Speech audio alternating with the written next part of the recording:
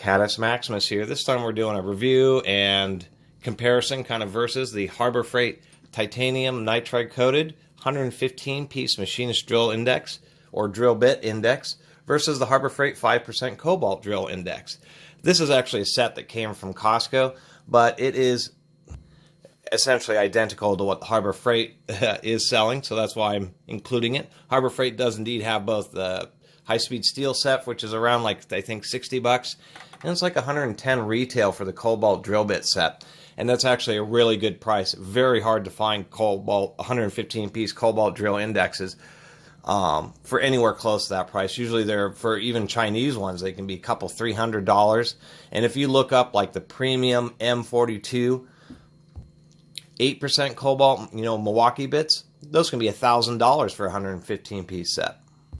They also tend to be quite on size. Really, these do hit the sizes that they're advertised to hit. And I have a very high precision micrometer here. I was going to show that real fast. Many of the issues that people have with these bits really has to do with the stamping, because what happens with the stamping is that it's a little bit raised, and that can get under the chuck jaw and actually cause the bit to wobble around a little bit. So you got to spend some time to get these bits just in between the chuck jaws. If you're actually using these in a type of machine that uses a collet, then you would probably want to take a little stone or a slight piece of sandpaper just to lower down that raised portion. That's really a big part of the deal. Generally speaking, these bits have all been very straight. Getting to the reason why you'd want a 115-piece drill bit set, especially these titanium nitride coating, even though it's a very thin, kind of low quality, this coating just kind of helps prevent metal chips from sticking to the drill bit. But right on the cutting edge and where it wears, it just scrapes off this real thin coating. If you have higher quality coatings, they last a little bit longer because they're a bit thicker. But on this, and you can really tell. And I'll even show that as an example here. We do have the Harbor Freight drill. There's the color, the titanium nitride. It is a gold, but this is more of a brass color. So what we have right here is a German-made Titex, and this has a real premium nitride coating, and you can see it's, instead of being brass like the Harbor Freight, it's a real gold color. So that's how you really know that it's a more premium grade and thick titanium nitride coating. So even though these are coated, they are like atoms thick, very in a low grade. Nonetheless, it's better than nothing, and because they're gold colored, people kind of like the bling. But they have been straight. We can take any kind of random bits out of these, and generally speaking, we have a piece of glass here. It doesn't really wobble around that much at all. Well, not wobble around, it doesn't indicate where it's getting that lumpy rolling action, that the bit may be a little bit bent. But generally speaking, these have all been real straight. And any time I've had an issue was just making sure that they're chucked up properly. Then they will run true. Getting to the actual Harbor Freight Cobalt bits, they are indeed a little bit different. They have this little nudge instead of being just absolutely flat on the back. The other thing that they don't do is they don't turn them down, because Cobalt is a harder grade of steel to turn down. And we can see, like on the standard high-speed steel, if you use a high-grade ceramic insert, see that there's a line that's running about 0.005 of an inch feed rate. And so they turn down the shank so it would actually fit a 3/8 drill. And that's true on all the sizes here. This has been turned down, and this is the same way they are at Harbor Freight. This is essentially a Harbor Freight set. But on the Cobalt bits, to save money on that additional operation, we can see that they are just full-size shanks. So if you want to run a drill bit that's larger than 3/8, you'll need a 1/2-inch chuck. And these are indeed true Cobalt bits. And one thing about Cobalt drill bits is I've never seen a Cobalt drill bit that didn't have it stamped on it. Even from premium brands, they always have a real specific indicator here. And so this just says HSSCO, so that would be standard 5%. If it's 8% Cobalt, they'll do COA8 or M42, just to give you an idea what that might look like. We'll bring these bits back up. We have a Korean bit here, and you can see it says M42, and it has that straw color. The straw color is different. A premium Korean bit, Harbor Freight bit, and then this German Titex is a HSSE, which is actually 5% Cobalt as well. It's one of the or high-speed steel enhanced. And it's one of the rarely used terminology for cobalt. And so it doesn't have much of a straw color, which is kind of interesting. I meant to grab this DeWalt. Now, a lot of people think these DeWalts, even though it's a high-quality DeWalt, made in Germany there, it has no other indications that it is anything beyond high-speed steel. And yes, you can have drill bits finished in this, light straw or slightly burnt straw color and have them not be actual cobalt. So, unless it really says something that's definitive like that, you may not have the proper cobalt bits. One thing I will mention on the Harbor Freights is that they are cheap, not just by not turning down the shanks, but we can see that the split tip is pretty good, but it doesn't always split right to the center. There's still maybe like a little nub, and that's just various accuracy issues with the grinding stones and compensation when they're manufacturing these, and it's part of how they make them a little bit cheaper, is they just run the equipment a little bit harder and a little bit longer. But these drill indexes are just so handy, because when you want to drill a hole, most drill indexes that people get are either small little like 9-piece ones, or they'll get what's the most common is what is included in a 115-piece set is a 64th drill index. It goes from 1/16 of an inch through 1/2 an inch in 1/64 of an inch increments. And although it's pretty good, oftentimes you really need a drill bit that's in between a lot of these sizes. So what the 115-piece also includes is a letter drill set. And so you actually have 26 drill bits here, A through Z. And all those drill bits are in between the sizes of these drill bits. And the letter drills fill in a kind of in-between area from just under 1/4 inch, 234 thousandths, all the way up to 413 thousandths, a little bit above 3/8 of an inch.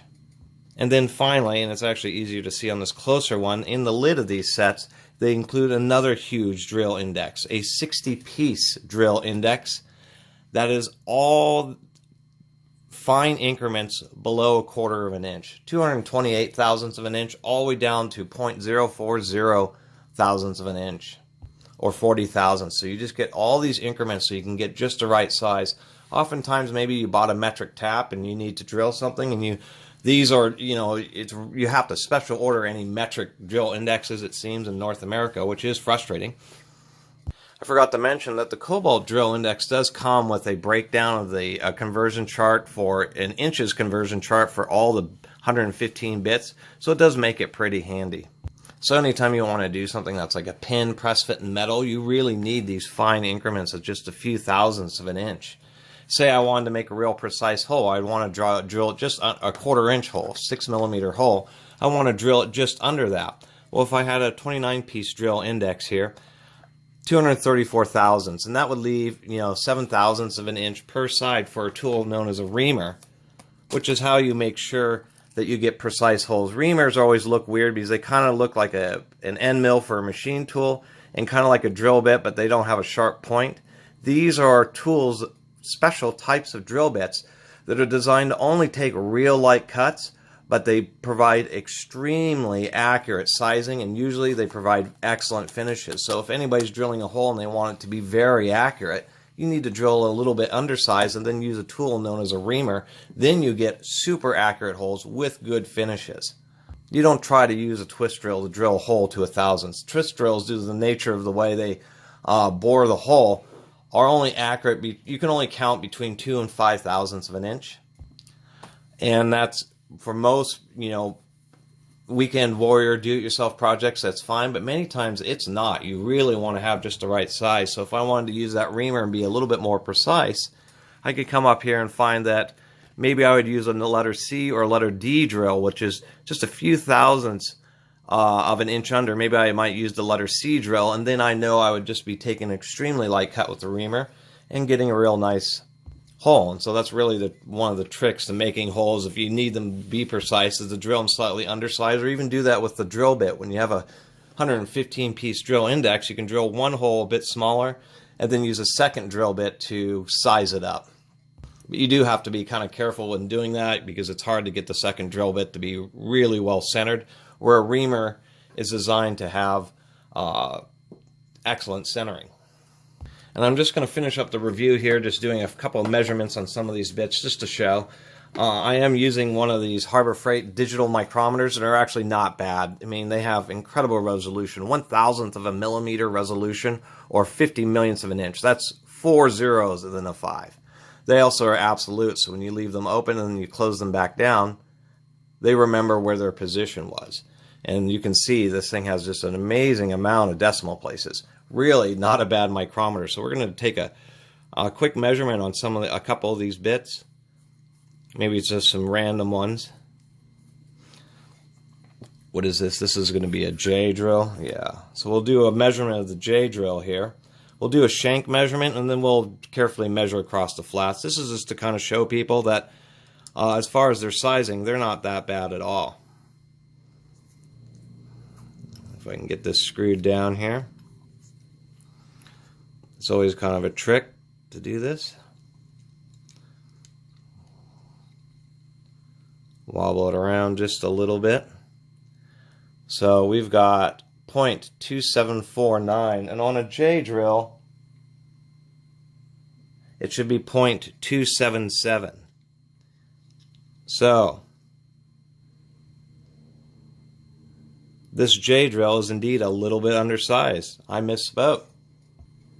Or did I? And this is why you always kind of remember, because sometimes there may be just a touch of a grind on the shank. They may have used a certain type of material size, and it's surprising, but you really, when you want to measure a drill bit, you have to be careful, but you really should measure right across the cutting edge of the drill bit. And what we find here, 2768. Surprisingly enough, a couple thousandths of an inch larger actually at the cutting end, and 2768 versus 277, that's 2/10,000ths of an inch undersized. And I bet if I really get right across the very widest part,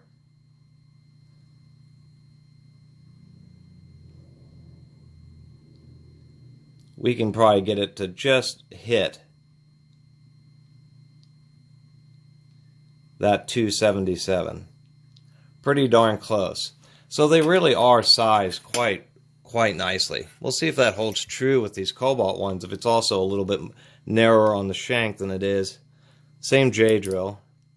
Same thing, 274. But if we come across right where it's cutting, and I'm making sure just to slightly wobble this as I tighten it down, just to make sure that I'm not, cockeyed in there. That's actually reading a little bit oversized by almost 1/1000th of an inch. Do a click, 27. Whoop. I gotta be careful. There we go. 276.1. 276.0. So this one actually surprisingly seems to be about 1/1000th of an inch under. So I eat my words a little bit, but that's still pretty darn good. And that also is using a very accurate micrometer. And I kind of could have fiddled with it just to get it right at that peak to really see. But that's why you usually measure drill bits by their cutting end. That's a perfect example. Anyway, I just wanted to do a review and comparison of the Harbor Freight, both the Harbor Freight sets. And generally speaking, you would be fine with just these titanium coated ones. However, if you can get the Cobalt ones, they are nice. They are harder. If you have both sets and you kind of use this set for more general work, and when you actually are working with things like steels, stainless steels, all that kind of stuff, then you don't have to abuse the Cobalt ones as much. And if you are pretty familiar with drilling and using Cobalt bits and not, breaking them, then I'd certainly recommend them, because for the price that Harbor Freight sells them for, you can't even get anywhere close to that from any other premium brand. You'll be surprised. The prices will be 10 times as much. Really a big disparity. Pretty good seller there. Anyway, I really appreciate everybody watching and subscribing. I'm sorry this was such a wordy review, but I really wanted to go into detail about these 115-piece drill bits. Until next time, Catus Maximus out. Little bonus section here. I almost forgot that as far as small drill bits, this is about the best place you're going to find something like one of those 40,000s. But I forgot to mention that you can special order micro drills, and I have a couple different ones here. These are 27 thousandth drill bits. If we zoom in, you can just see the scaling. I mean, these drills are super duper tiny. If we take one of these, we have one carbon finish and one bright finish. These things are ridiculously tiny. And just to show, no, drill bits this small, they do not print anything on them. You can never see it.